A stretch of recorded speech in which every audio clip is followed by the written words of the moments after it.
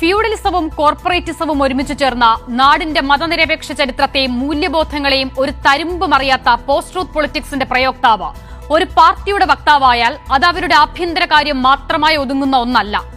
സംഘടനാ പ്രവർത്തന പാരമ്പര്യമില്ലെങ്കിലും അതിനെയൊക്കെ മറികടക്കാൻ കഴിയുന്ന കോർപ്പറേറ്റ് മൂലധനമാണ് രാജീവ് ചന്ദ്രശേഖർ എന്ന പുതിയ ബിജെപി സംസ്ഥാന അധ്യക്ഷന്റെ മൂലധനം.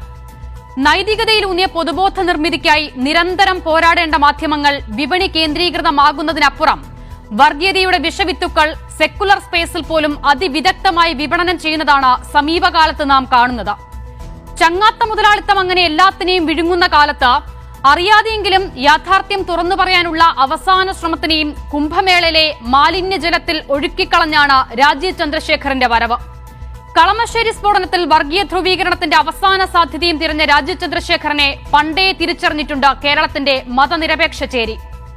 നേരിന്റെ കണികയില്ലാതെ നിർഭയമായി നിരന്തരം വെറുപ്പിന്റെ രാഷ്ട്രീയം പ്രചരിപ്പിക്കാനാണോ രാജീവ് ചന്ദ്രശേഖറിന്റെ വരവ്?